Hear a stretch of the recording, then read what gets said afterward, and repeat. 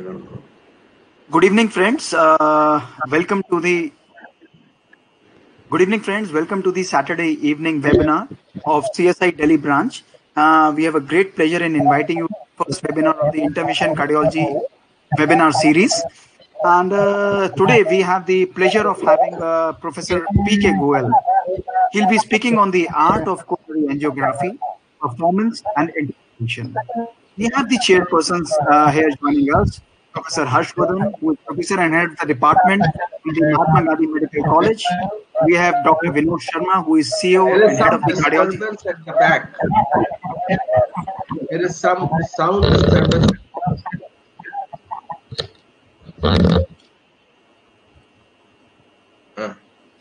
Okay. We have Dr. Harshvardhan, who has joined us today. We have Dr. Vinod Sharma, who is CEO and head of the Department of Cardiology at National Heart Institute. We have Professor Nitish Nayak, who is Professor of Cardiology at All India Institute of Medical Sciences. And in the moderation, we have Dr. Ankit Bansal, who is Associate Professor of Cardiology at GB Pant Hospital, and myself, Dr. Mohit Gupta, Professor of Cardiology at GB Pant Hospital. So over to Dr. Nitish Nayak, Dr. Harshvardhan, and Dr. Vinod Sharma for starting the session.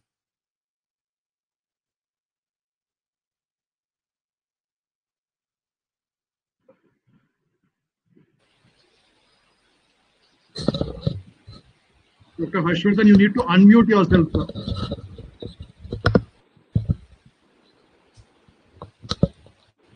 Can you hear me? Yes, we can hear you now. Yeah, I'm unmuted. Dr. Mohit, Yeah, please, sir, start. can you hear me? Yes, sir, please start, sir. We are already through. Okay. Please. Yeah, okay. Thank you very much for starting this in interventional cardiology after a grand success of your PG track program. And I think to start this interventional cardiology, the best topic would be to interpret the coronary angiograms. And I think to interpret the coronary angiogram, there is no person better than P.K. Goel, who has worked a lot on interpreting coronary angiogram and have written a lot of papers also on interpreting coronary angiogram. I think let's straightway go to Dr. P.K. Goel, and after that we can come to discussion and question answer after he has given his talk. Dr. P.K. Goel is Professor of Cardiology at the SGPGI, Lucknow. May I request Dr. P.K. Goel to start the talk? Yeah, thank you, Dr. Harshvardhan, and thank you, Mohit, Nitish, and everyone there from the CSI. Indeed, it's a pleasure to talk to the Delhi group and the residents who probably must have joined, or the young cardiologists. So let me just share the screen in a moment, please, if you will allow.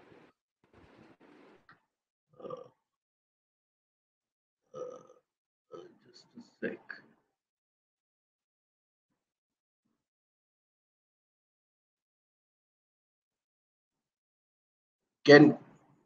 I don't know, is my screen seen? No, not Yeah. yet. Is it seen? Yes, sir. Please go ahead, sir. You can see that. Okay, fine. Yeah, full screen and start. I can't see your screen. Okay. Can you see now? Yes, sir. Please go ahead, sir. Okay.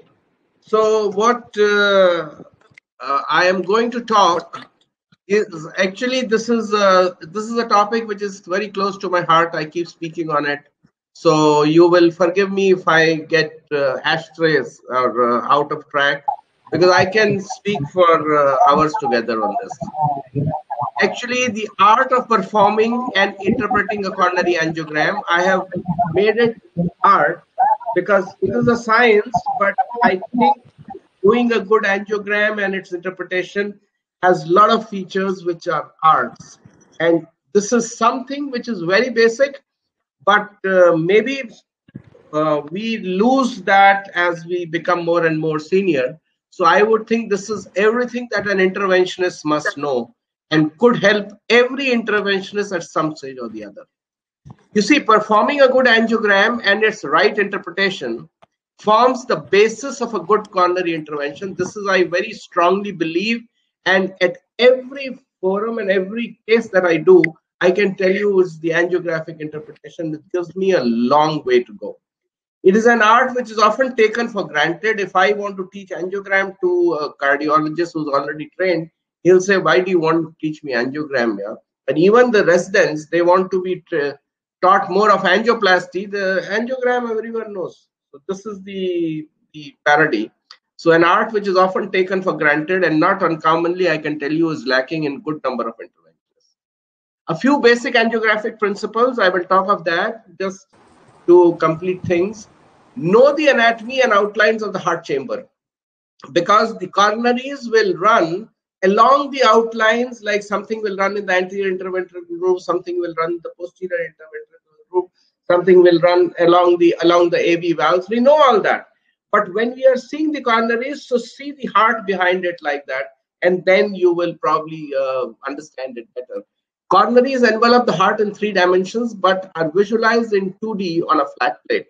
So you must know that. Visualize the heart behind the coronaries in a coronary angiogram always, and get the concept of distance. 2 points lying close together in a single view could be miles apart in another. Like, I hope you realize what I'm saying. So always, that is why always view in at least 2 orthogonal views, and understand the concept of parallax. Parallax is when there are 2 structures which are close together on the surface of the heart, which is a circular or conical shaped structure which is moving, contracting all the time. So if there are 2 structures close together, they will move together. But if they are on the opposite walls, they will move in opposite directions. So you can easily sometimes in single view differentiate a OM from RCA just by its movement. Now this is, I think I'll just, this is for beginners. You see right, left, cranial, caudal. And image intensifier actually is an eye. If you believe that, you have to understand that we call it II, image intensifier, but it is the true eye, because that is where the image is formed, and like our eye forms the image. So if we are seeing from the image intensifier is always is in front, so we see it from the left shoulder, or the right shoulder is the RAO view, left shoulder is the LAO view, and then we have the anterior and posterior. So get these concepts very clear in your mind. It will always help you in understanding things when things are complex. Now, this is something, a very straightforward angiogram showing the right coronary in RAO, in LAO view, and then RAO view. Nothing great about it, but I will tell you now something, a tip, which I'm sure people, no one would have told you. Now, what is the tip? Now, this right coronary has 2 branches. Oops. It has the PDA and PLV, we know that. Now, how do you differentiate that in RAO? I don't know if anyone, incidentally, this doesn't remain an interactive session, so I don't think I'll get an answer. So I'll tell you suo moto. Now you see the RAO view, you see one vessel going up from the tip, the other staying back. There are 2 vessels, RAO view, and one vessel is going up and the other vessel is staying where it is at the apex, at the tip. The one that is staying behind is the PDA, and the one that is going up is PLV. Always it will be like that. Always, believe me. I don't know how many people know that. Okay. So now this is just to show the coronaries in a AP or RAO type of view on the left and a LAO type of view on the right. Well, we know that in the AP view, you get the ventricles and the atria separated. In a LAO view, the AV valves look end phase. So the right will run as a circle on the right, and the left, that is circumflex, will run as a circle on the left, and the branches will all hang down from this circle towards the apex. So that's how it is. So if you want to differentiate or separate atrial branches from ventricular branches, the best view is a RAO type view. And the other thing which I wanted to show was always in a RAO or a AP view, LAD will never be border forming. Always LAD will be inside the contour of the heart, as you see, because the interventricular groove, which is the surface marking for the LAD, is on the anterior interventricular groove, which is 2/3 RV, 1/3 LV on the front, as we all know. So the boundary is not the LAD. Sometimes you believe that the boundary will be LAD. No, it is only when you start going more and more RAO that the boundary starts getting formed by LAD. Otherwise, LAD will always be inside, the diagonals will be in front, and septals perpendicular or further inside the LAD. This is a line diagram, which is a very nice thing to remember. Well, I have a series of them, but I'm just showing one because that runs more for congenital heart disease. But now you see this is the LV and the RV in a RAO view. You have the AV valves outlined in dotted lines, and this gives you the impression how the arteries will run. This is the interventricular groove. You have the posterior interventricular groove. How the arteries will run in a RAO view, how the arteries will run in LAO. This is the two C's that I was talking about, the two circles, the two valves and profile, the AV, the mitral and the tricuspid with the RC and the circumflex running down. And this is a LAO cranial view. What is happening is the same two circles are there, but a little lesser in profile. And this is also called the long axis oblique view, as you all know. So you have the arteries hanging from the top downwards, and that is what exactly is happening. And you will be, so if you have these concepts, you will know things more. One LV angio I want to show you. We're going to talk on coronaries, don't worry, but because there's certain things which you will never see again.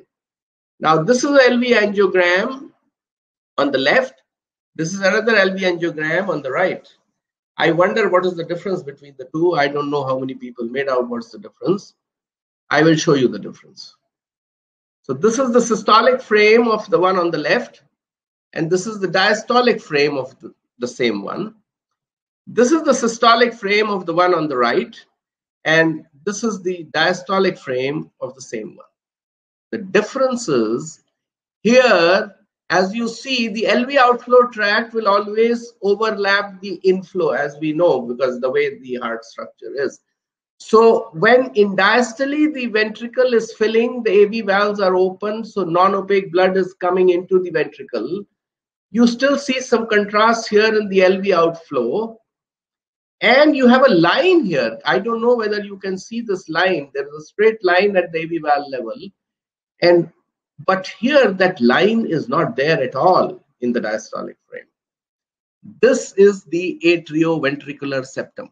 Whenever you will do a LV angiogram in RAO view in any patient, you will always get this diastolic contrast hanging in the LV outflow tract because it cannot clear. While here, because of the inlet VSD, this is what is AV canal defect. And you will never see that line. And that is the difference between them. That's normal and that is AVSD. So that's the only thing I wanted to tell. Now only coronaries, nothing else. Now, often committed mistakes in a coronary angiogram is a poorly performed angiogram. You can't ask me to interpret an angiogram where it has not been performed well. If it has not been performed well, I cannot interpret it correctly. I can assure you of that. I will tell you a lot of things on that.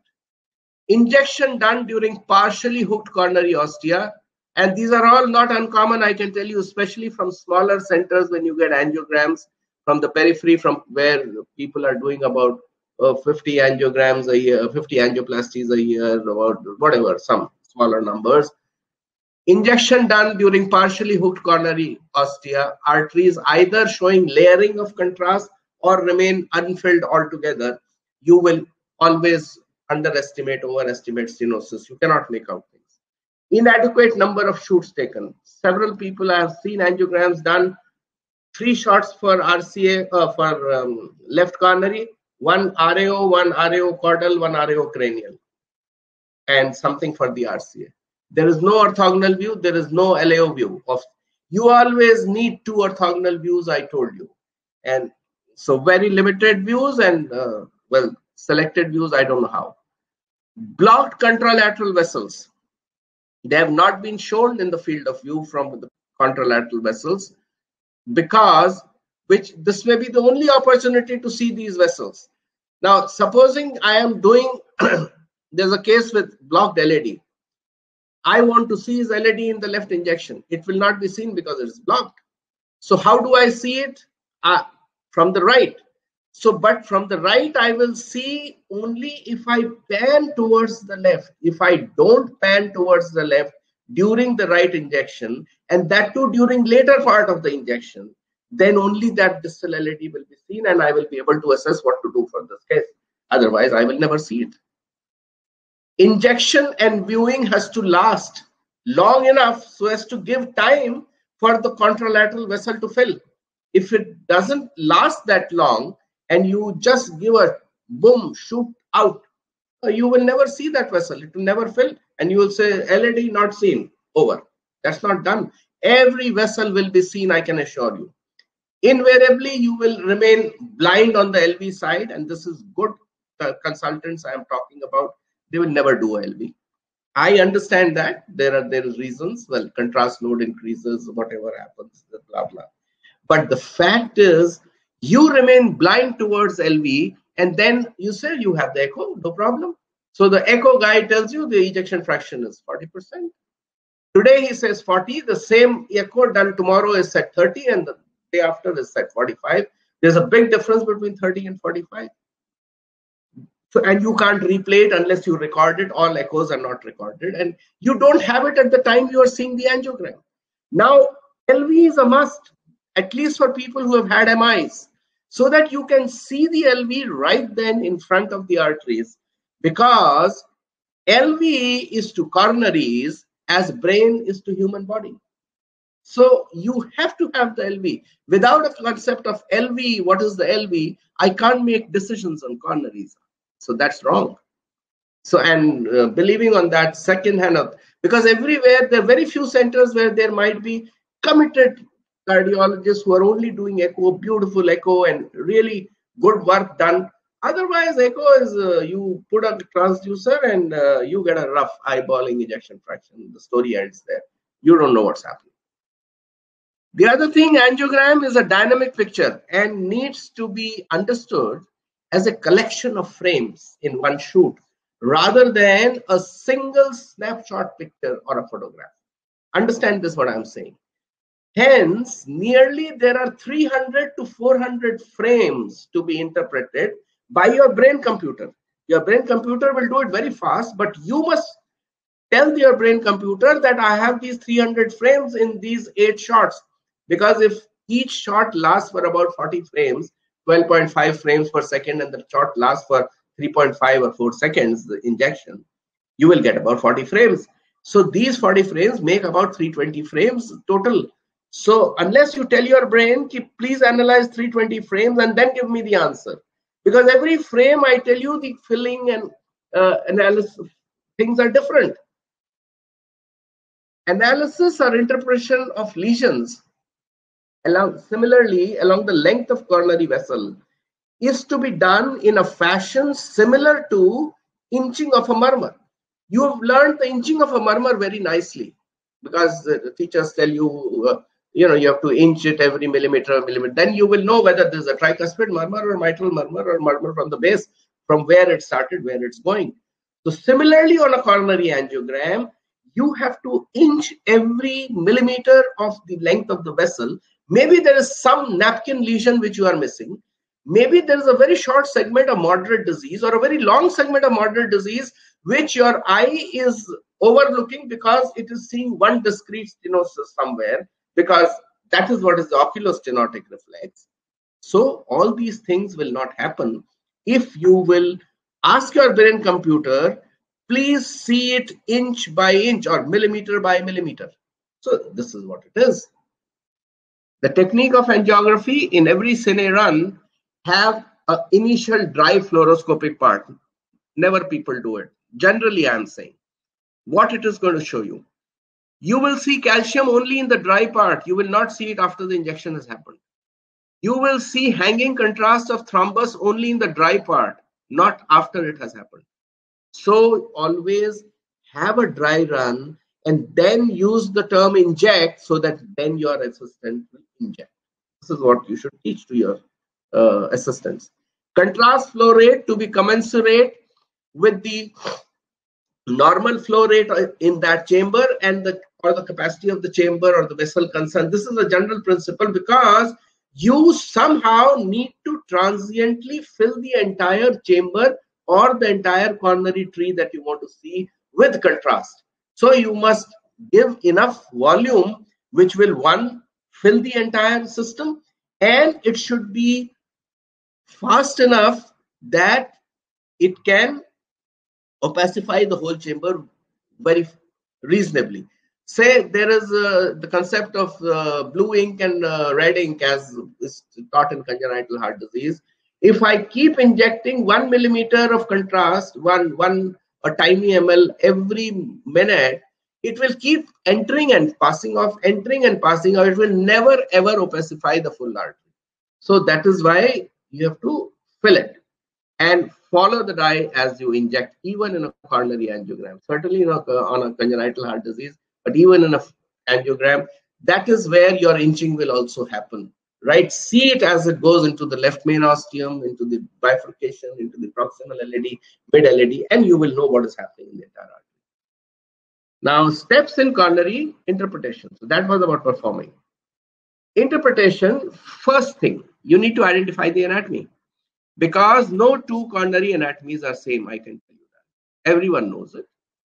So identify all the vessels in the. That is why I do not believe in the pre-drawn diagrams. I have my reservations on syntax score, which talks of every branch being scored depending on the name of the branch. OM is a OM, irrespective of how big or how small it could be. I don't think I'll be able to cover that part because everyone is conversant with syntax and everyone follows it. I'm not saying not to follow it, but I'm just giving you a piece of thought because you all know, you have seen ramuses and OM, ramus arising from the division of left main, which is so big that it covers the entire circumflex territory, and the main circumflex has nothing to do, right? So this will make all the difference for you to understand. You can't call this ramus the same size as a tiny little PLV or a tiny little OM from somewhere else or whatever. So anatomies vary. So I will give you the concept of how I tackle that different anatomies. But so first thing is to identify the anatomy, identify all the vessels in the patient, variations in the branching pattern, variations in the course, if any. Branching pattern will always be different, will be very different, but course, well, anomalous could be only very few patients, agreed. A myocardial value, you could do objective myocardial value. Well, I give objective myocardial value because I follow one system. Maybe people know that I follow the green lane system, but whatever it is, a concept of myocardial value should be there. That is how you will decide on which vessel to intervene and which not to intervene. You may indirectly call it the importance of each vessel, and or each independent diseased segment has to be weighed. Then you have to do a stenosis analysis, how much, how severe, where, and then you have to make a final recommendation. So these are the 4 steps to an interpretation. So what is the most important information? What is the more important information? Now, this is again something which we always miss. In a case, supposing a case is surgical, right? Just think about it. What does the surgeon need? He practically needs, अरे भैया कितने graft लगने हैं? How many vessels are there? How many independent stems are there which are calling for grafts? And how is the quality of that distal vessel?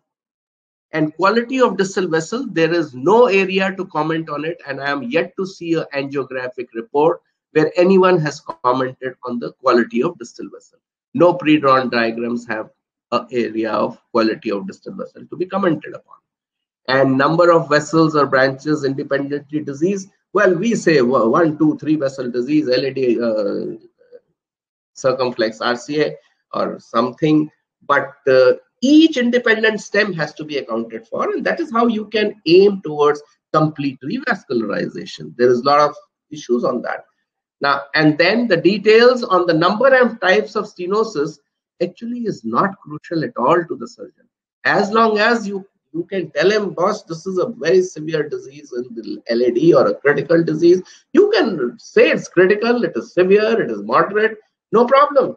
Now trying to tell him there is a 70 followed by 80 followed by 90 followed by 50. What the hell is he going to do? He only has to graft the distal vessel. And of course, LV is very important for him. Based on the LV only, he will make decisions. And so several of these things, most of these things, we are not giving. And for angioplasty, what you need, if it is for angioplasty, this is where you need the proximal course of the vessel, the anatomy exact, the branching of each pattern, branching patterns, exact locations of the stenosis, how many stenosis, 70 followed by 80 followed by 90 followed by 50. So you need to know it because you need to tackle each of them.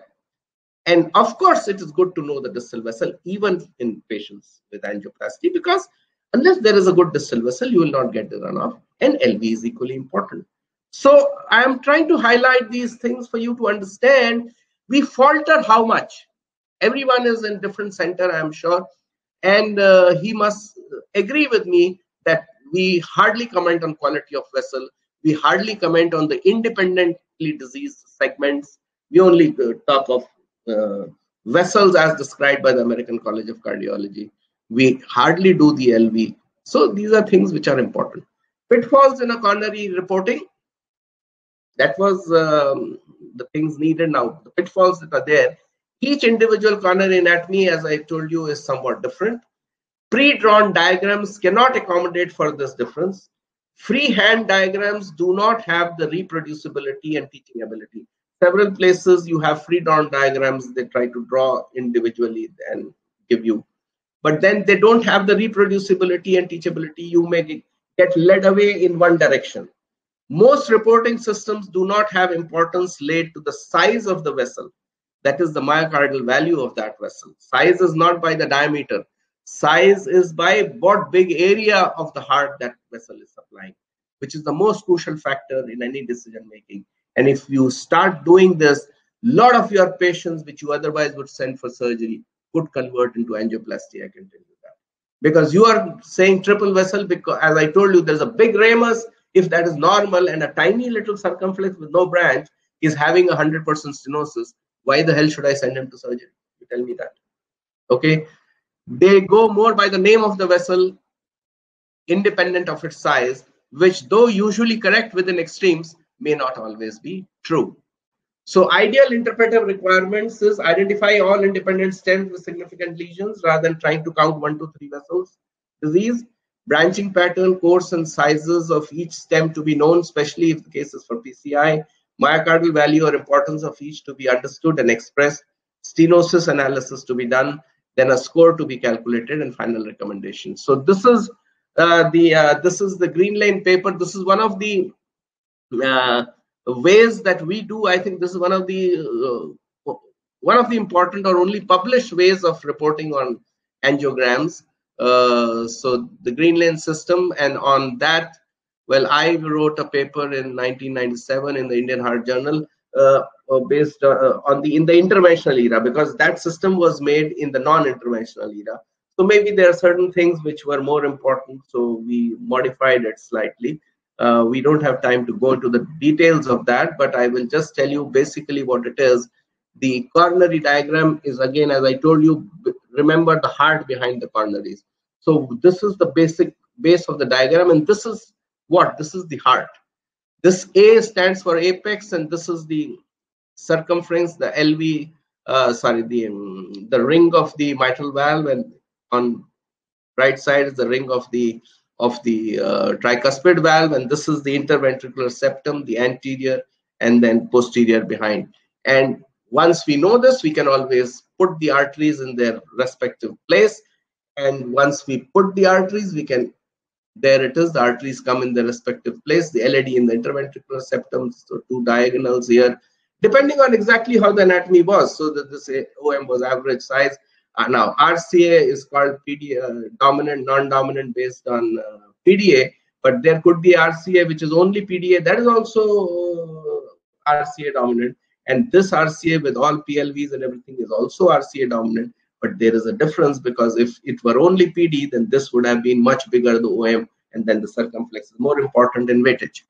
And then you get the stenosis, and then these are the stenosis being added on the LAD, diagonal, circumflex. So exactly where the stenosis is, after 2 branches, we have 100. I have the provision to do that. And beyond that, there are 2 branches because I have seen them through collaterals and everything.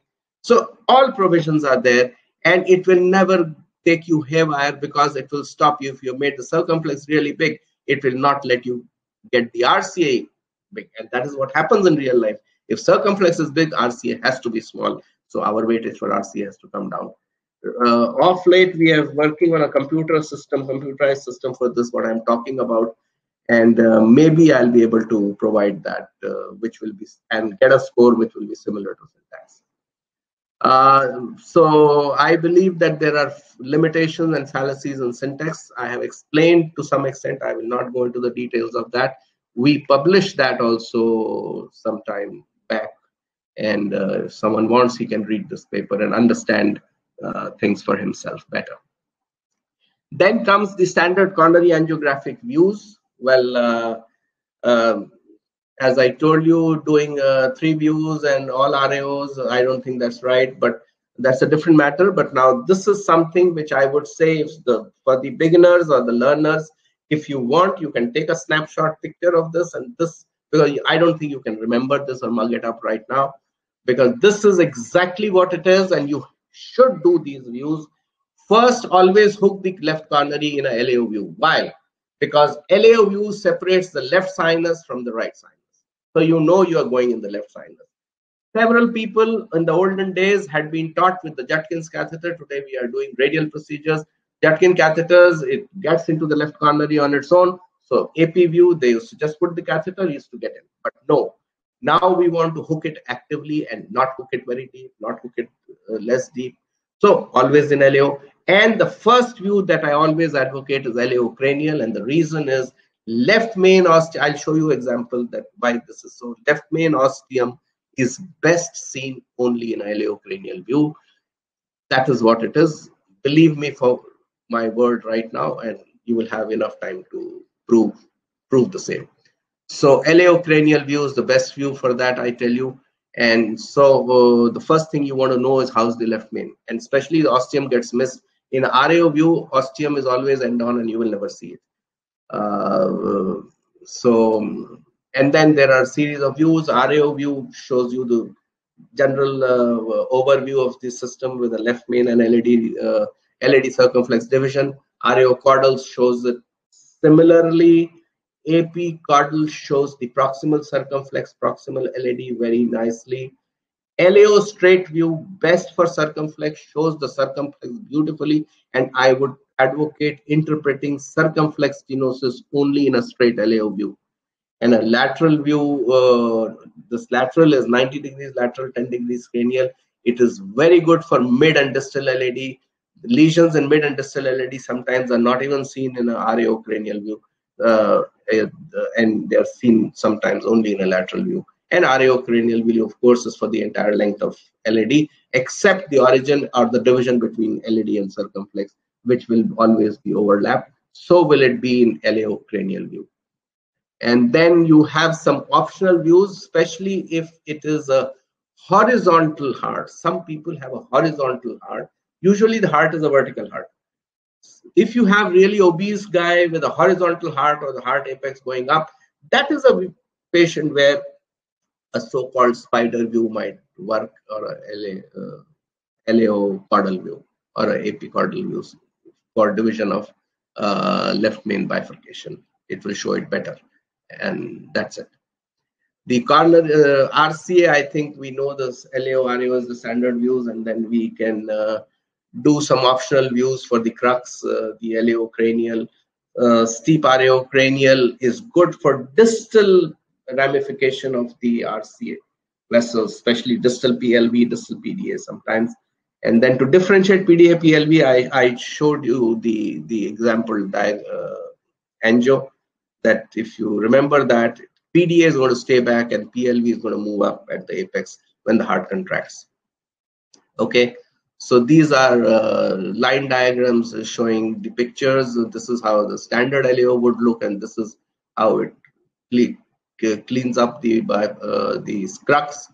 area in a cranial view. RAO straight has these overlap of PDA PLV, which gets separate in RAO cranial view, as I told you. Now, the other thing is in RCA hooking, several times you make a mistake. In LAO view, you have hooked the RCA, but in RAO, if you will see, the catheter will look like this. It is not in line with the circumflex, with the RCA. And this actually needs some more clockwise rotation, and then it becomes like this. But this will also get your catheter deeper. So when you're doing angioplasty, it's good to have some more rotation, make it more coaxial. Otherwise, you will feel that in LAO view, everything looks good, but my things are bumping out. They're not going. What's going wrong? So because you're not truly coaxial. So this is to understand that. And then when you're rotating catheters, understand that it takes time for torques to get transmitted to the catheter tips. So wait for a while before the rotation is going to happen at the tip. It's not that you rotated, it didn't rotate, you rotated 5 times, and then by the time the action is going to happen, it's going to rotate towards the RCA mouth and then immediately jump off because the torque is too much. So do give one torque, wait, and then see the transmission of the torque, and then get the next one. A little word about graft angiography, always native vessels first. Understand the paradox of the amount of filling through native injection. What is this paradox? I do the first shoot in a post-CABG patient on the native left coronary system. I see the entire coronary tree. What is it? All grafts are blocked. I see nothing. There's LAD is 100, circumflex is 100. Best for the patient. That means all grafts are working. This is indirect. General idea. 2 injections each for LCA and RCA are enough because you're not here chasing the divisions of the left main, LAD, circumflex, because that's all bypassed. So there's no point doing all those injections. You do one RAO, one LAO, and that's more than enough. 90% SVGs are hooked with a JR catheter because you are interested in the injections through the grafts, because that is what will show the distal vessels, and accordingly you will do the views. And hooking view is important. Right grafts, remember this, what I'm telling you, right grafts will get hooked in shallow LAO, will be profiled in shallow LAO. Left venous grafts will be profiled in shallow RAO. So remember that. And for Lima, select the subclavian in LAO. We know that because the arch is open, we always select it in LAO. But probably where we miss is, and then we advance the catheter. When you pull back in RAO, not in LAO, because in LAO, the subclavian artery, first and second part, gets foreshortened, while in RAO, it is all elongated. So you will be able to reach the mouth of the Lima. You'll have more distance to reach the mouth of Lima in RAO. This is the picture which is showing that. You see, this is the standard LAO view. You see, none of the grafts are in profile, as you see. They're all arising from somewhere inside the silhouette. Profile means they are arising from the silhouette of aorta. Now you see here, this is the shallow LAO view, and you see the RCA graft is arising and it is in profile with the silhouette of, so that the moment you are tracing the aortic margin and you, boom, you will enter it here. And similarly, in a RAO view, see the left grafts are all in profile, while the right ones are not in profile. But very difficult to hook in this position. You can always hook when it is along the border of the aorta. This is the RAO view of the left of the subclavian, which I was talking of, and the Lima can get hooked through here. You can hook it through JR also, but or else you can exchange to a Lima catheter after having crossed. I think I will just talk about some tips and technique. You see, we are doing radial procedures these days, we know that. So radial procedure problems always happen because of pain. The pain produces spasm, the pain produces vasovagal, the pain produces everything. So you have to have a painless procedure. And how do you make it painless? The local has to be very good. And how is it very good? always make a intradermal wheel, because the pain fibers are all in the dermis. We learned that in anatomy. They're all in the dermis, maximum pain fibers.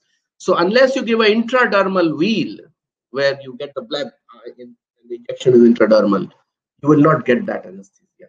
And if you make the patient's procedure painless, and of course with a little more experience and expertise, your catheter movements are more smooth. So it is jerky movements of the catheter, pain of the patient, which all produces learning experience problems with. And then vasovagal, I'm going to tell you a little one word on that. Vasovagal several times happens during coronary angiography, and it is always good, or even during angioplasty.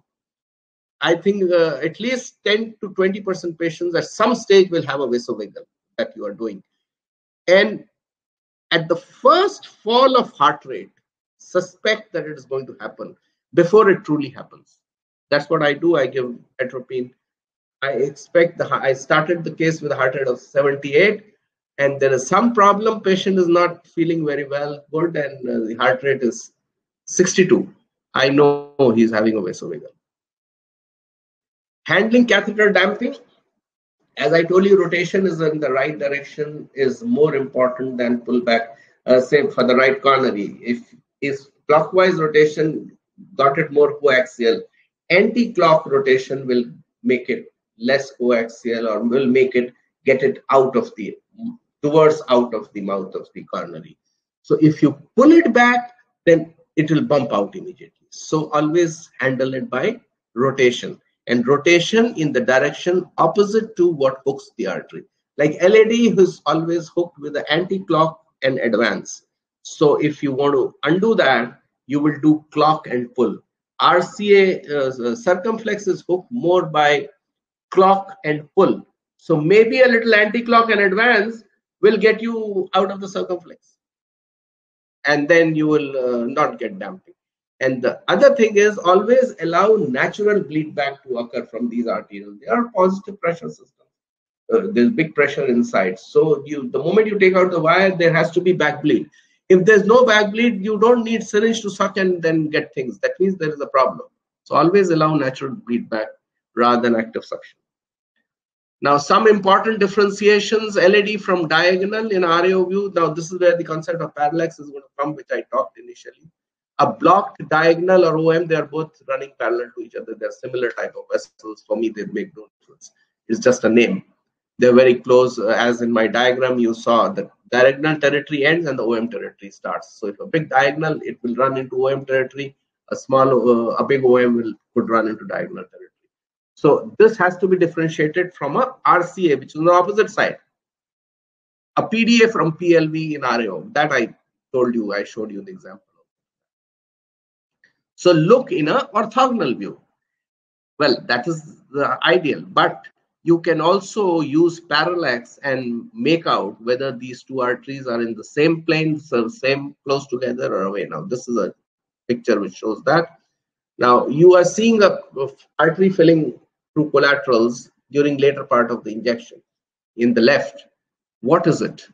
Now, is it OM? Because you see it's almost going up and it's looking as if it's connecting to the blocked stump there. You could always think it's OM, but when I do the the LAO opposite injection, this is that vessel. You see it's running on the opposite side. It's running on the right AV groove. So this is a branch of the RCA. It's nowhere OM. And if you see by parallax, you can make that out here itself. You see this. This is the diagonal branch, and this is that vessel which we're talking about. They are moving across each other. With contraction, they are moving across each other.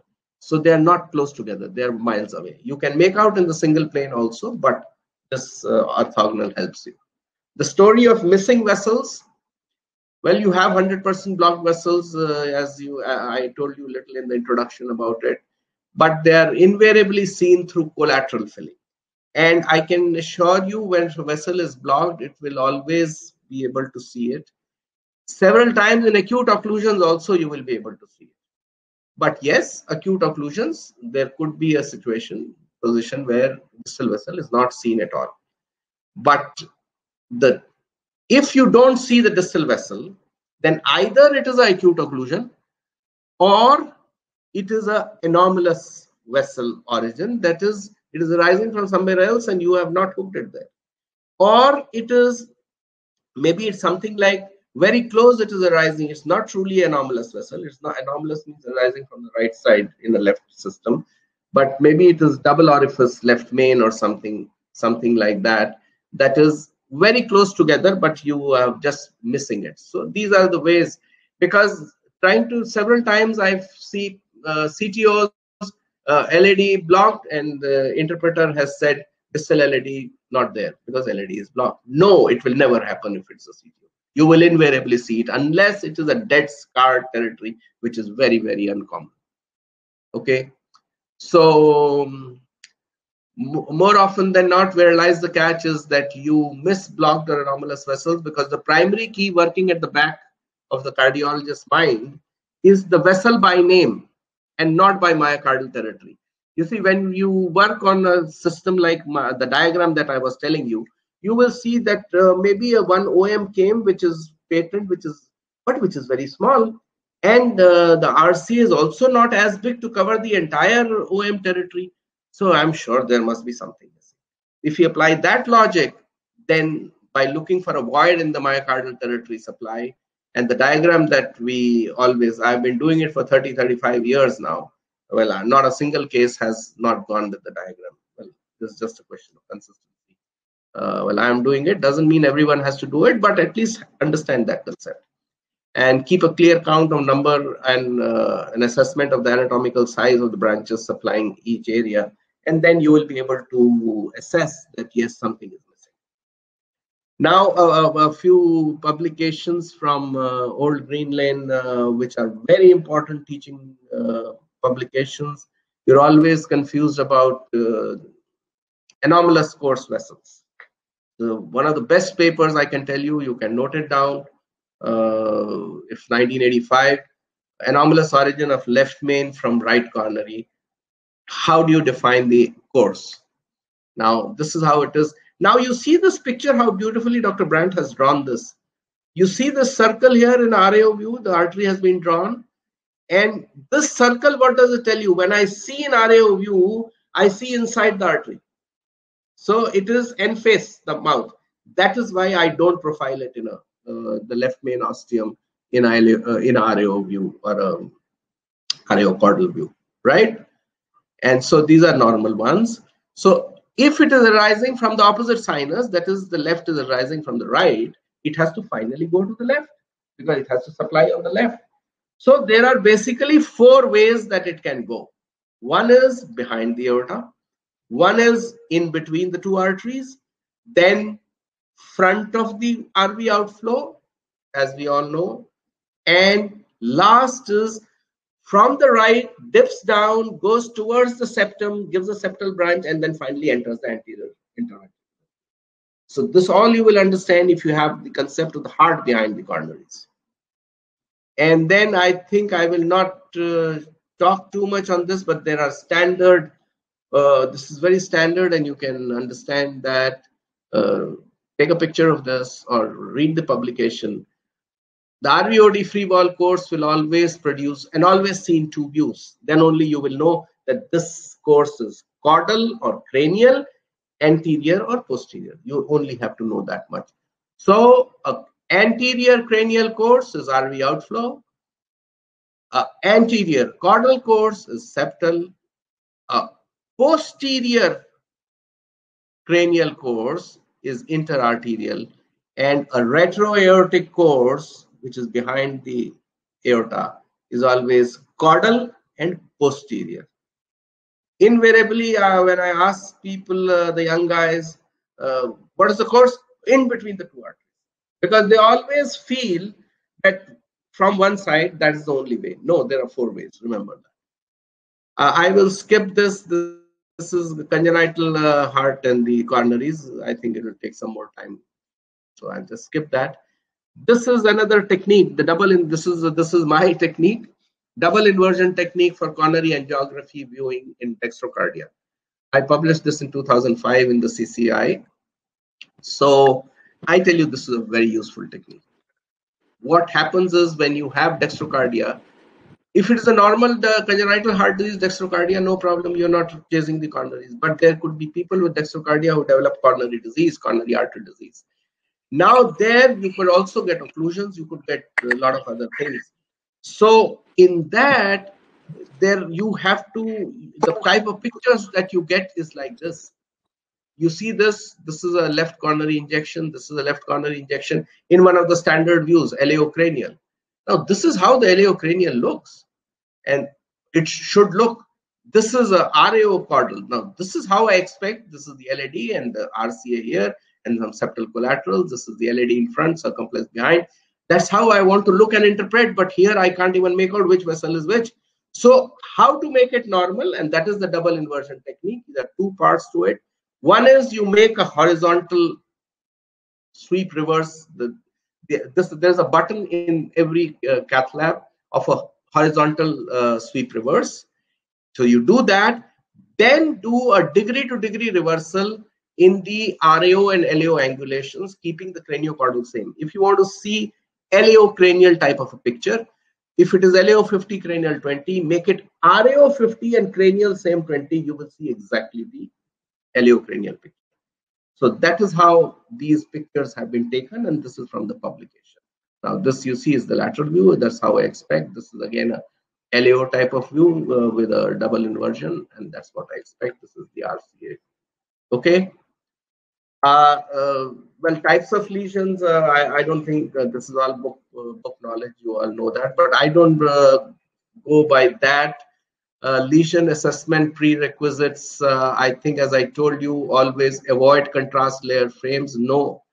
The other thing is there should be no overlapping or crossing vessels. When there are overlapping or crossing vessels, you get something called a MAC effect. MAC effect is one of those vessels could be filling faintly, especially if it's a smaller branch, or it is layered and less contrast is going there. So the less filling vessel will get even fainter at that junction, and you will see it even more severe. So this MAC effect one has to understand. And inching, I told you. So these are the ways to sort of analyze the vessel stenosis. Eccentric stenosis, this is a standard thing. We know that angiogram, they say, doesn't detect eccentric stenosis. Well, agreed, that's correct. But even in this, if you apply the knowledge, the concept of video densitometry, it will be, you will look like in this view, it will look broad. It will, in this view, it will look broad, that there is such a big lumen area, but the density will be less. It will be very faint. So you can partly make out that this is probably eccentric lesion. Eyeballing or QCA, I think if you do a proper eyeballing by the concepts that I have told you, you will be much closer to reality than even by QCA. QCA also depends on where you stop the frame, what is the MAC effect, how much overlap is there with other vessels, how much tortuosity is there, and things like that. These are stenosis. I think you all know that the relation between area and diameter. This is the other thing that, on exercise beyond 50%, some flow starts coming down. So you can have angina of effort in 60-70% lesions. But if there is a patient with rest angina and the lesion that you are trying to target, saying as culprit, is only 60%, I don't think it will produce rest angina. Rest angina always means a lesion which is more than 80-85% or 90%. So this also one should remember. Several times you have patients drop with angina and the lesion done is 60%. That may not be correct. Now, lastly, I'll just show you a few examples. I can stop in between if the time is enough. This is what I was talking about, importance of LAO cranial view. Now, this is the RAO type of view and an epicaudal view, close to, not truly spider, close to spider, which many people say is for left main ostium. I am sure you can't see any left main ostial disease. Okay. And the next one from the same patient, LAO-cranial. And this is what I was talking, that the left main ostium is interested. See how beautifully you have the Silhouette sign. You have the aortic wall here as the sinus wall and the left main coming out with such a long left main there. And you see how severe it is. You can see this in motion, see this in. So that is why LAO-cranial is the best view for left main ostium. And you want to know before giving 6 injections that the patient has left main ostial disease. So that's why I say this is the view to be done. Now, this is moderate disease in OM or wherever, hardly any lesion I can see. Another RAO type of view, hardly any lesion I can see in the OM. Maybe something I can see here in this, I can see, sorry, here, mild. And the same in a LAO view. Well, this is in motion, but I have frozen it for you at this point. See how severe it is. So we were missing it there because, as I told you, it is the circumflex is beautifully profiled in a LAO view. So that is why this is better. Now, what is the significance of this LAD disease? You see, well, sometimes I say FFR not only reduces the stents, it also increases the stents. Now, what is this disease? Well, the operator who did it, or well, I was the operator, but the people who were interpreting in my class, some of them said, well, this is moderate lesion, nothing needs to be done. I said, okay, fine, good. This is the still frame of it to show you inch by inch. But you see, this is a moderate lesion, which is very long. And a long moderate lesion is important. And you see the FFR was significant. I can't read this, stop sharing has come there. It is 0.74 or something like that. So this is significant. And these are the lesions which we will miss, and the patient will continue to have angina because we will not do angioplasty on this. So several times for me, this also gets you more lesions to do.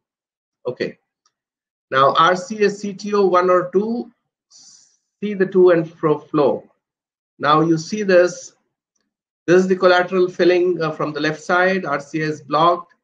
So this is the total occlusion at the top with some bridging collaterals. And then distally, well, it was interpreted by whoever was interpreting it as 2 occlusions. I said, no, there are no 2 occlusions. There's only 1 occlusion. Why? Because I see to and fro flow here, which tells me that the flow which is seen here is going back, and the 2 are connecting. There is what do you call that? In the zone where the river is almost stagnant. So that is what it is. And then we just did 1 dilatation. Because of the disease, it was not flowing up, but there was no occlusion. Only 1 dilatation, and you got the disease, whatever, that's okay. As I told you, you have to fill the entire coronary before you start interpreting. Now you see this. This is the first angiogram done from the diagnostic catheter by the resident. And well, everything blocked. I can't see the LAD. I can barely see the circumflex. There's only 1 diagonal that also seems disease, and it looks horrific. Case nothing can be done. And then the same time a shot given with a good injection. Oops. You see that, and long enough, and during the later phase. Sorry, this is again the cursory diagnostic shot. Next one is with the guiding given by me. And then you see longer shot, and you have flow going down the LAD. It's semi-occlusive, and you have flow going down the circumflex, and you can do beautifully angioplasty of this case, no problem. Okay, so how much you give, how long you give is also equally important. The whole thing change, and then you get the results. Okay, so I think those examples should be good enough. This is a RCA. This is from a live case that I was doing in one of the I don't know, someone in the live sessions, and the operator who was there with me, he said we have the RCA occluded here, and we have on the contralateral injection very faint filling only in the distal part. So this is again diagnostic angiogram, and well, he said very long occlusion, very difficult case. I don't think we should do it.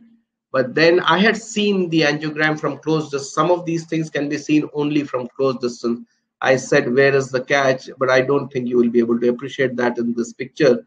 because I could see something filling here with to and fro flow, and that is what I showed with a better injection. Now you see the same with the guiding injection. So now this RV branch, the in-between part is filling through the RV branch and the distal part through the left coronary, and the occlusion is only this much, so we can do it, and we did it. Okay, so that is that. I think this we will skip. And with that, I think I talked about frame by frame analysis and inch by inch on probabilities. Okay, I think I'll skip some of these things and I will conclude. Okay. So to conclude, friends, what I want to say is that seeing or imagining the heart behind the coronaries forms the basis of understanding coronary anatomy. Understanding the coronary anatomy forms the basis of performing a good angiogram. And performing a good angiogram forms the basis of correct interpretation. And visualizing each angiographic run as a collection of images and not as one snapshot picture forms the foundation for interpreting flow patterns and stenosis severity. Orthogonal view forms the fundamental for knowing or understanding reality. Always, someone shows you only one view, I think that is not right. You should always show two views so that one understands both sides of the story. And it is skills of good angiographic performance and correct interpretation that finally forms the basis of a good and successful coronary intervention. So don't take this session of mine as only for residents or for consultants for angiography. I think at least I can vouch for it. It's the basis of my coronary intervention, whatever I do. Because you see what you know. I think this is what it says. And the best interventionist needs the cardiologist's mind, is to see the angiogram with a cardiologist's mind and the radiologist's eye. That's what I think. Thank you. If I think I've just Thank finished. you. And, Thank you so much, sir. I Session. hope I could And show now, you. That's the only issue. no, not at all, sir. It was such a pleasure. And now it is open for discussion with all the panelists. I believe that must be a lot of questions, and over to all the panelists to ask any questions, clarifications, and comments regarding the same. Yeah. So, Dr. Nitish, Dr. Harshvardhan, Dr. Vinod, Dr. Girish, Dr. Ankit, if there are any questions, please feel free to ask. Thank you, sir. That was a wonderful disposition on how to perform an angiogram and how to interpret it. And I think so. It was very nice to see how that diagram that you have made it so popular across the country on how to report an angiogram. So Yeah. I think so that's one of the most important take-home messages for everybody, because there's no standard way of that is followed, and it's very important that all of us really understand how an angiogram needs to be reported. So thank you, sir, very much for explaining the details about that. So now, sir, just as a question to you, is like often enough we have seen, like you very importantly described, that people do not perform a good angiogram because they do not inject enough contrast. It's a very cursorily performed angiogram. But another problem that I note frequently is that you sometimes, especially when you're performing angiogram in women, the vessels look a little too small. So what would be your take on the utility if you were to see diffusely small vessels when an Yes. diagnostic angiogram is done? What would be your take on giving nitroglycerin intracoronary to open up the vessels, and would you Yeah. use it routinely Yeah. in Yeah. practice? Something that you did.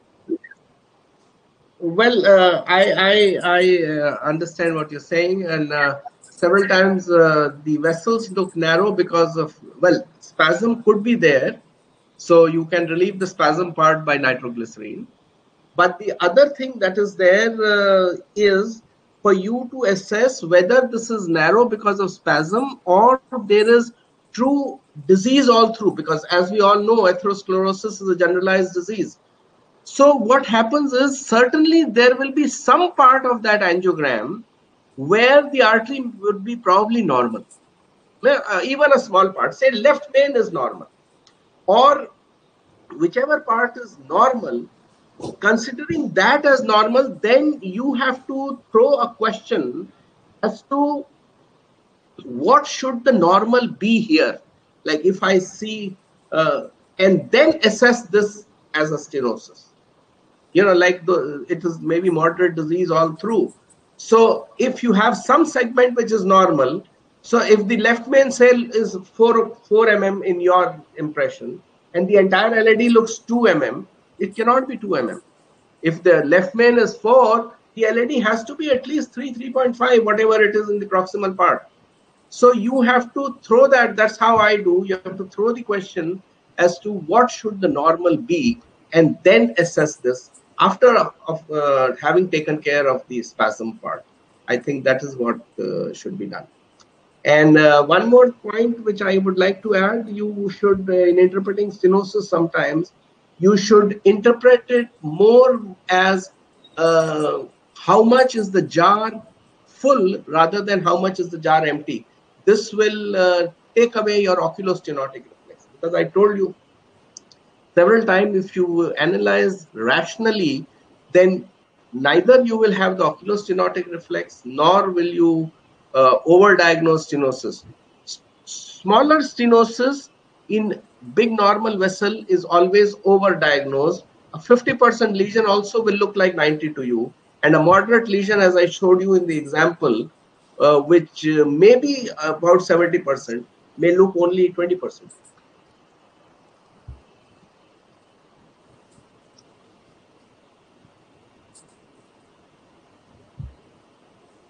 If there's a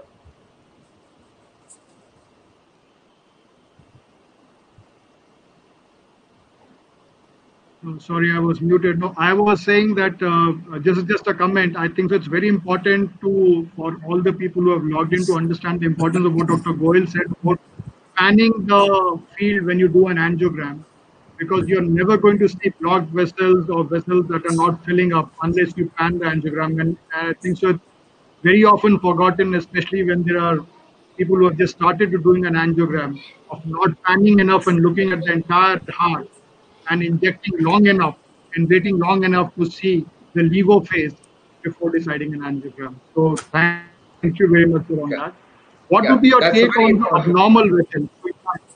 So like you Sorry, I said, in didn't the get it. abnormal, for example, not so infrequently you see circumflex that arises from the proximal RCA, and people Yes, sometimes miss those vessels. They have a diagonal and they miss that. They yes, mistake the diagonal for the circumflex and circumflex, correct. forget to look for a proximal circumflex. So how would you Yes. advise a novice how not to mess up a circumflex? Yes. So now this is an important question. Now, how not to miss? My diagram tells me, my diagram means because you have to work on the concept of areas of the heart, have they been covered or not. Now, if a circumflex is arising from the RCA and you have not filled it, your diagonals or the branches coming from the left system, from the left coronary, cannot be as big to cover for the entire circumflex territory. You will see that the RCA is average size or small or whatever it is, and the diagonals are also small, hanging at the top. So where is the circumflex supply coming from? If you think in that term, you will immediately get an answer that maybe the and it is not blocked also because it's not filling through collaterals. Maybe it is arising from somewhere else. So by that logic, and when I draw the diagram, then what happens is, as I showed you when I was how to draw, I will only be able to draw two tiny diagonals at the top and one PDA from the RCA, and I will have nothing else to draw. Immediately, it will tell me, oh, you missed the circumflex. And then you know that circumflex most commonly arises from the RCA or the right sinus and comes behind the aorta. That we all know. And then we will be able to go there. You get it? So it's a question of thinking, is how you think while you're doing the angiogram. That is what will lead you to the correct situation. I hope I can make you Yeah. understand. So, what is your experience with the presence of the intercoronary collaterals rather than the other introp collaterals? How commonly do you see them in your practice while you are doing Sorry, interventions? intercoronary collaterals versus Yeah, the ipsilateral. routine collaterals. Yeah, yeah. No, The the routine, yeah. intercoronary means between the right and the left, and ipsilateral means within the same system. So you don't need to inject the other side. So both ways it is there. Well, we did a paper on CTO. There is a score that I made, which is published in the Asia Intervention. In that, what we found was if the collaterals are poor, then the success of CTOs is less because we need good. So sometimes actually a good total occlusion with big distal vessels, good filling of that distal vessel with big collaterals is more successful when I do CTO intervention than faint little collaterals and the distal artery filling faintly. So it is like that. And I think about 30% would have ipsilateral collaterals and 70% would have it from the opposite side. That is what So, my conclusion. my question was relevant to the open-ended circulation I was talking. The typical open-ended circulation, which has all the three muscular layers from RCA to LED to left system, and also from LCX to the right system. Often we see, and they have been differently addressed, and they have been found to be of great utility, especially when people are addressing the chronic total occlusion. So, and they have not been classified by the I, Rentrops I'm classification. sorry. I think I'm not getting your question right. Sir, what I'm not getting it. I think what Mohit is talking about is intercoronary communication rather than collateral. Okay, Now, okay. yeah, That is like yeah, those Yes, communications. Maybe they are congenital communications. You mean it's yes, like fistula? yes, yes, sir. yes, Yes, sir. Well, they are very uncommon. I don't think so. yes. They are very uncommon. They're very They are very uncommon. uncommon. Yeah, yeah. I would say they're very uncommon. Sir, a That's what I question. feel. You have not covered about RC arising from left sinus, sir. So, what Well, would be your it will approach be in the such same. situations? It will be the same. Ours, I told you and showed you the Course. LCA arising from right sinus. RCA arising from left sinus will behave in a similar fashion. It will have again the same four roots. When it is coming from the left, say it's a branch of the left coronary, from the it will either come in front of the RV or flow tract or in between the two arteries or behind the aorta or maybe take a septal course and just exit into the right AV RV. group below the right sinus and that fibrous trigone area, right? So it will follow the same thing and it will have the similar loops as the left, and you will have to differentiate the roots on the same. So once a patient, fellows often ask that a patient has a severe LV dysfunction with an ejection fraction of probably you say 20-25%, and you see that there is definitely a viability. So while you are doing and performing an angiogram in such patients, do you still recommend taking all the views in the similar pattern, and would you still recommend taking an LV in an already established case, or would you recommend the abridgment or decreasing the number of angiograms in the interest of the patient? Yes, you see, if the I can reduce some of the coronary shots, I can certainly reduce some of the coronary shots because the way I was taught and how I do the coronary angiogram is the first shot that I have done, I do the shot, I also interpret everything is over there, and then I know that series of five shots have to come to complete the entire picture, every segment of each artery. But yes, if I have constrained on the contrast, then I can limit the shots. And well, if I have a constraint on contrast, especially if it is renal failure, which is on the borderline, then I may not do a LV angio. But by and large, if a patient has a MI, and just the reason for not doing is that his ejection fraction is 25%. I will still do it, believe me. How I will do it, I will give a shot of Lasix 20 milligram before. Well, EDPs could be high. I don't want to be, well, I have done it and I have no problem. The EDP, you give a shot of Lasix and you can do it. And how you give a little lesser volume, because finally you see what happens when you do a coronary angiogram, you give over 80 ml of contrast. I'm talking in average. You give over 80, 90 ml of contrast. Now, a LV angio can be done in a routinely, it will be done in 20, 22 ml of contrast, right? So if I have given 90 ml, I will be 110 ml. What difference? If the patient will accept 90 ml, he will also accept 110 ml. And if somehow I can reduce 90 to 70 and then add, instead of 22, I add a 60 ml angio, you can also do minimum. If I do, you have to still do 16 ml, because if you do less than that, it will not fill at all and it is a waste. That's 15 ml is also gone. So you have to rationalize yourself, and especially with MI, because I want to know how the LV is exactly before I will decide on his intervention. So I will Finally, sir, try my level best to do it, depending on this. But I'll try and my level best to do it. sometimes you also look for the coronaries which are not originating normally from the normal sinuses, and you often find that they are quite often, rarely though, we find them that they are arising from the ascending aorta and some other Yes, place. So, which are yes. the catheters that you recommend to the novice, routine catheters? Because not all the people would be having all the catheters, and most of the angiography Well, yeah, you should side, have some they kind have of. the non-selective shots. So, what are the catheters that you recommend to approach such cases? Actually, very high rising RCAs. I just had one case about 2, 3 weeks back.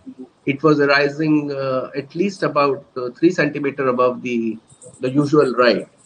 I think the best catheter to hook these is, whenever I don't find right, I take a Amplar's AL catheter, AL1, and that AL1, you just put it down and don't rotate in any direction.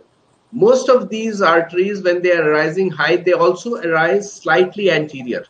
So, because what is happening when you rotate it, you are trying to get the catheter anterior and then it moves to the right. Right sinus is right and anterior, we know that.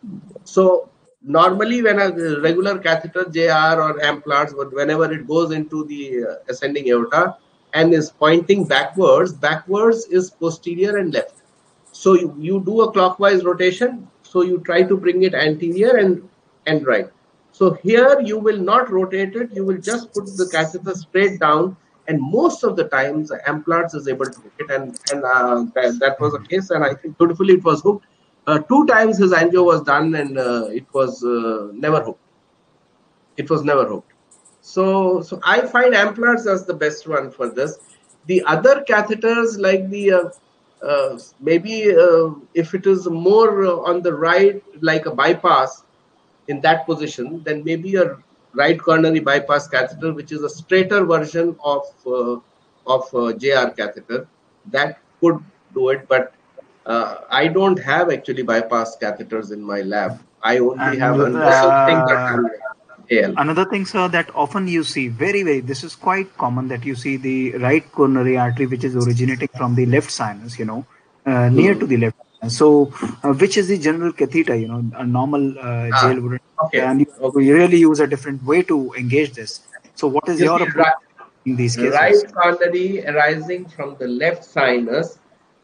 You see, मैं दो language में बात कर रहा हूँ. In the sense, that means it is Sure. also slightly posterior. It's also slightly posterior, Yeah. because I always keep the heart behind. मतलब, you understand me?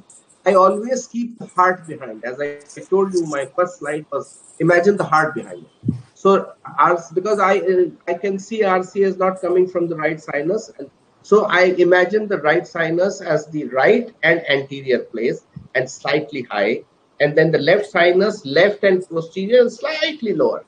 And then, so this artery, which is arising from in between the two, is usually arising posterior also.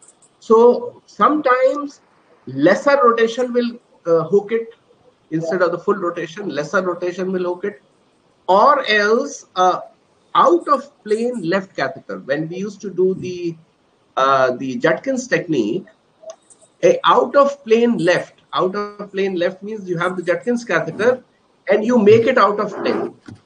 You twisted the tip in a way that it is not in plane. The tip is out of plane. So that could also hook artery which is arising very close to the left coronary, the right coronary artery. I hope I could. These are the. That's fine. You're right. Any other questions we have, or we close the session? Dr. Ankit, Dr. Girish, Dr. Nitish. Just one question from my side. Yeah. Sir, do you routinely give vasodilators prior to coronary angiogram? No. As I told you, I keep the patient's confidence, the stress level, and the pain the minimum. There'll be no spasm. All these things happen because of the stress, the pain, and anxiety. So if you can keep control of these three things on the patient's part, usually it should not happen, and I don't give any.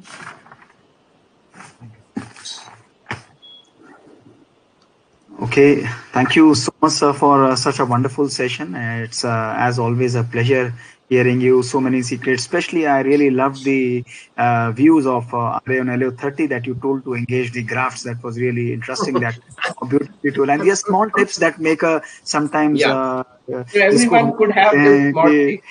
If you take even a small tip, I'll be more than happy. Yeah, Dada Dadi ke secrets जिसको हम बोलते हैं, and it's always a pleasure, sir. And we look forward to have more sessions. And this is the first of the webinar in that. And my dear friends, those who have taken out time, we had more than 200, 300 people joining us today.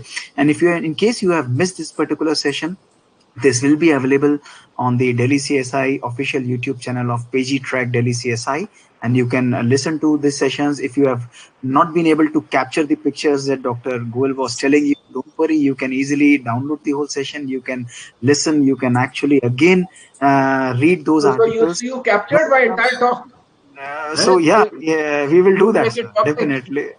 No, we won't make it. So thank you. So मेरी consent ले हो भाई. Chalo, that's we won't do without any consent. Mohit, one last comment. Sir, many a times when some things are not going in or passing in easily, we ask for a deep inspiration. So what exactly it does? What exactly it changes? What is the science behind it? Yes. No, very good point. You see, actually, it changes the entire anatomy. When you take a deep inspiration, the heart's position changes, and the moment the position changes, then everything changes, and that's why the catheter hooks it. You see, you are just changing the position. That's all, nothing else. There is nothing like inspiration will get it in. No, your heart's position changes. As you can understand, when you take a deep inspiration, the lungs expand, so heart becomes longer, right? So when it becomes longer, then the entire anatomy changes. Everything is on that anatomy of the heart. Okay. Yes. Thank you so much, sir. Thank you for joining us, and we'll trouble you in near future also for taking special sessions with our residents and all the young cardiologists, and especially it's a great learning for all of us. Thank you so much. Thank you, Dr. Nitish Nayak, Dr. Harshvardhan, Dr. Vinod Sharma ji, and Dr. Ankit, Dr. Girish. Thank you so much. Thank you, sir. Thank you. Okay. Thank you.